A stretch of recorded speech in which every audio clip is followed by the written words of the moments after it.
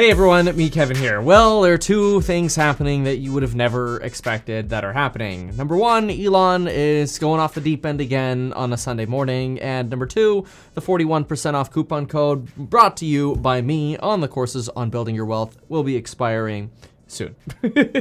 Folks, take a look at the one you came for, and that's Elon Musk. Here you go. Elon Musk going off the deep end again. Bernie Sanders this morning tweeting, "We must demand that the extremely wealthy pay their fair share, period." Okay, I tried my best. And then Elon Musk, of course, I keep forgetting that you're still alive. It seems like after Elon Musk called Ron Wyden's profile picture a picture that makes Ron Wyden look like he just came, it seems like after Elon went to that level, Elon has unlocked complete troll mode, and now nobody is spared of the extreme Elon troll. Now we've got a few things to talk about here. Number one is going to be this. Then number two, we're going to talk about Elon's share sales, what's left, and then we got to talk a little bit about Tesla Rivian for a moment.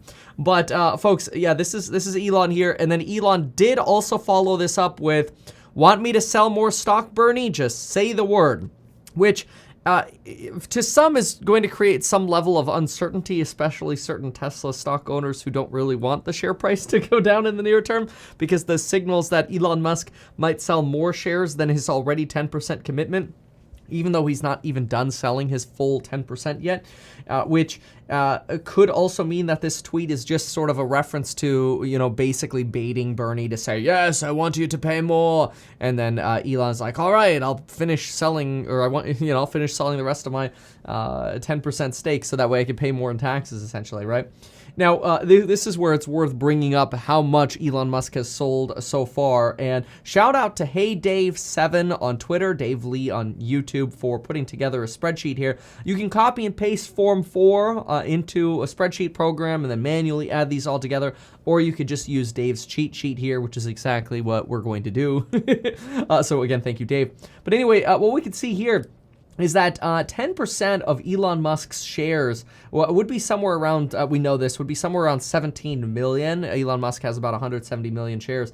And right now, Elon has only sold about 6.3 million, meaning we really got about another 10.7 million shares to go, which is kind of crazy to think about, because if you take 6.36 million and divide it by about 17, it means that Elon Musk has really only sold so far about 37.4% of what he promised to sell.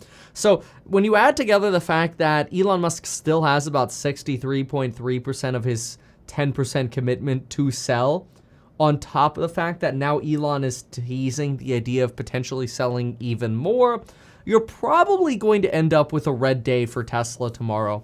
And since we are in this sort of EV euphoric super cycle, I think there's a good chance that the other EV manufacturers might do well while Tesla does not. Now, that's certainly not fundamental. That would just be on a technical basis, because take a look at this, folks. When we jump on over to some discussions about Rivian, first, I want to mention that Gary Black I highly respect, but I want to make something very clear that I think is important when we compare Tesla to Rivian, because I think it's being forgotten in the narrative, especially amongst all this noise with Elon Musk and his wild tweets and Tesla stocks, wild gyrations, and pretty crazy valuation that makes basically any EV company seem like they can also hold a candle to Tesla. I think it's very important to first, before we go into this, remember what Tesla has that other vehicle companies do not have. And these are extremely important. Number one, proof of concept. And not just proof of concept, but proof of sales. These things are actually really important, and they're often understated when we compare to new companies, because a new company can have a new idea, like, "Oh, look, we have an electric car too." And when the car hasn't actually proven its sales yet, there's a lot of hopium that, okay, well, if Tesla did so well, then this company's also going to do so well. It's kind of like the same hopium that you see for Lucid. Great, but they've delivered like 60 cars, so let's see how much they do by the end of the year. And so this is where it's also important to consider, like, why is Polestar GGPI, what is it, GGPI? I always forget what the ticker is. GGPI, exactly. The GGPI SPAC, the Gore SPAC. Why is it that so many people are getting excited about GGPI, which is taking Polestar, the electric vehicle maker, public? Well, it's because it seems like another EV play that's sort of just being left behind, Rivian and Tesla going to the moon. But it's important to also see that Polestar has something very different from Tesla and something very different from Rivian. So let's line these up. At the top, you've got Tesla with proven cars that sell a lot. High demand for these cars. Price out the 20-inch wheelbase Model X Plaid on Tesla.com, and you will be waiting until March of 2023 for that car to deliver. That's insane. That is like an insane wait for a car. Now, you could still get like the Model Y Performance at the end of this year. I think December, it's like a 6-week out delivery. And then I think the Model 3s are all in 2022 at this point. Most of the vehicles are in 2022. But the point is, you got Tesla at the top with massive deliveries, massive demand. You have Polestar, I would actually argue, kind of near the bottom. And the reason for that is they're delivering cars and demand's not that great. Just not that great. Now, I haven't finished my complete deep dive thesis on this yet, so I don't want this to be misconstrued as like a bash video, like, here's a Tesla bull bashing GGPI and Rivian again. No. I think y'all know I try to be as unbiased as possible.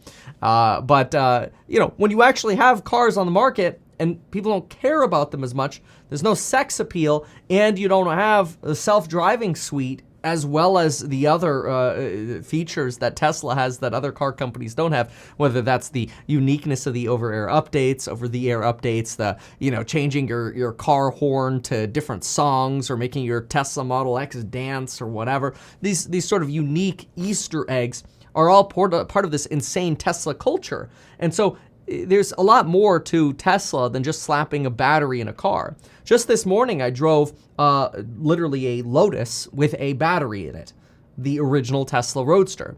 It is a piece of crap car. It is absolutely terrible. It's garbage, but it was the first, and it became something amazing and sexy. If you just take like a Mercedes or BMW and you slap a battery in it, you got an EV, but you don't got the culture. You don't got the craziness of the updates, and you don't got the sort of community around it, right? And so this is why I say you got Polestar kind of at the bottom. Like, they have cars, and demand is low. They're delivering, but demand is low, right? Like, there's no culture here. Then you've got, sorry to Polestar on this.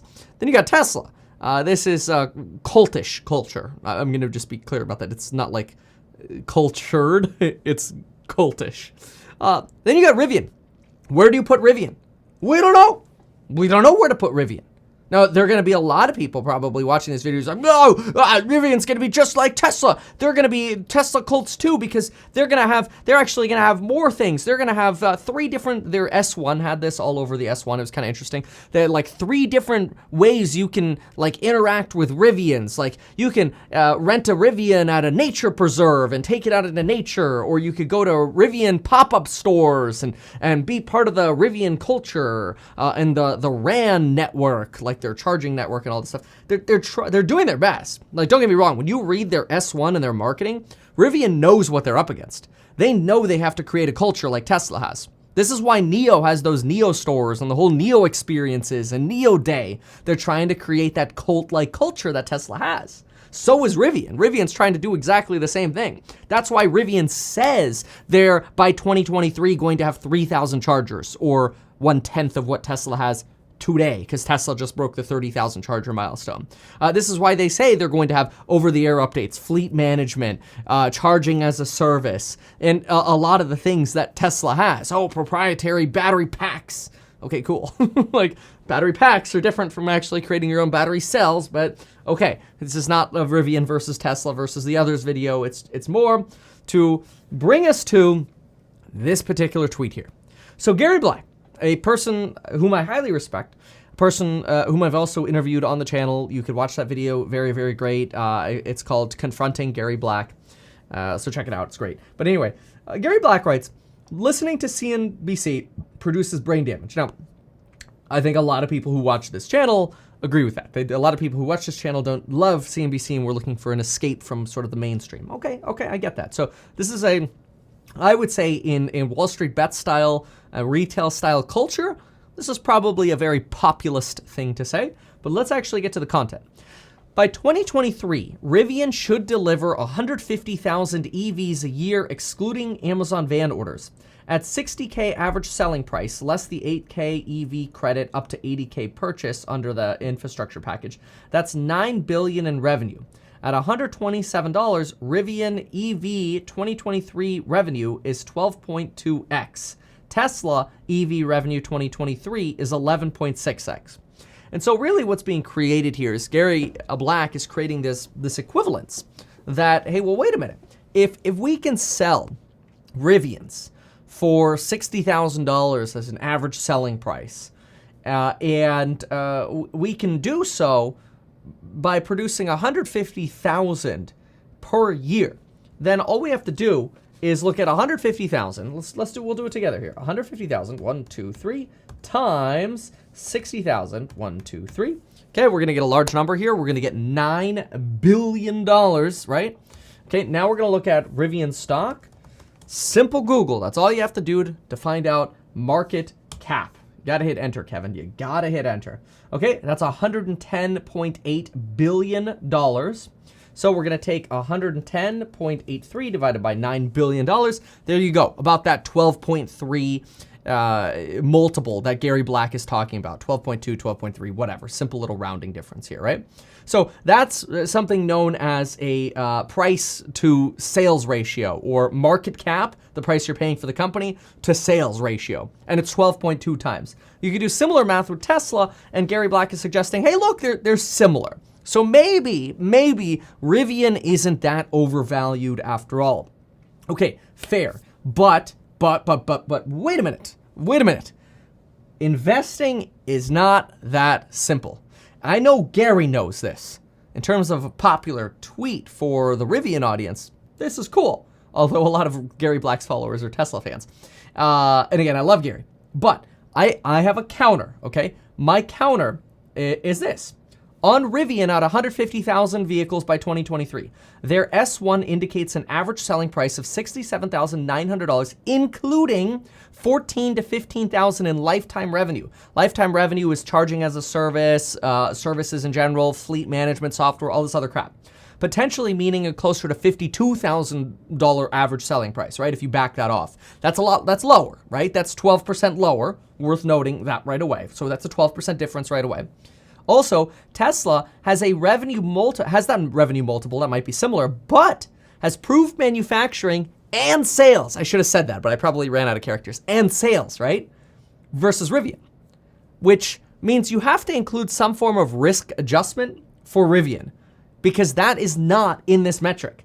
If you just look at a price to sales metric and you compare Rivian to Tesla and people didn't know what these companies are, you'd be like, oh, they're kind of equally valued. But wait a minute, with Tesla, you get proven manufacturing and proven sales.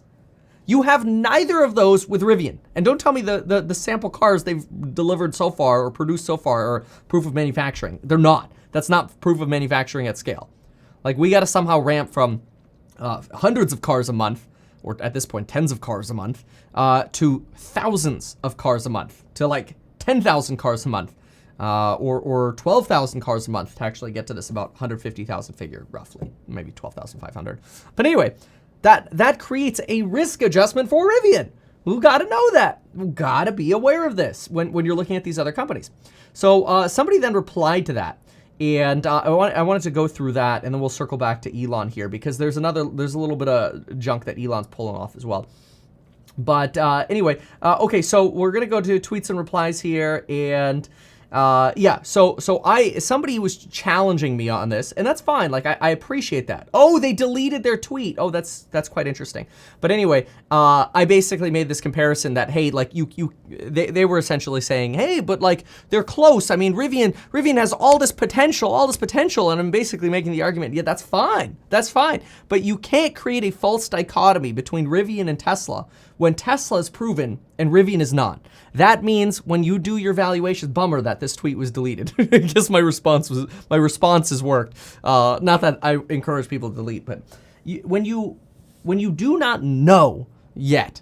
While you expect Rivian's manufacturing is going to be good, and you expect that their sales are going to be good, if somebody else comes out, like if Canoo comes out with a better delivery vehicle than Rivian, Amazon, if they wanted to, could sell their shares out of Rivian, and then they could buy the cars from Canoo. They do not have to buy the delivery vehicles from Rivian.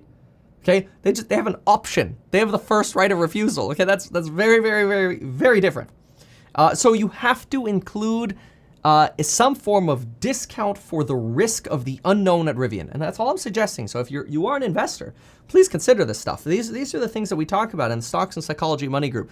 It's important to think very critically when you are an investor. Critical thinking, not emotion. Very, very, very, very, very important. Now, speaking of emotion versus critical thinking, I have to say I'm a little bit disappointed in Elon Musk. Elon Musk should have, last Monday, just literally dumped all of his shares, either via a block sale or over the few days just liquidated.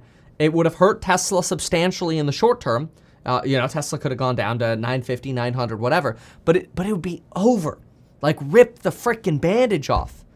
Now, with Elon only having sold 67% of his shares, 37% of his shares, having to sell another 63% of what he promised, and now teasing with this Bernie joke to potentially sell even more, although that's not entirely clear, we're just elongating the amount of uncertainty that Tesla investors are feeling.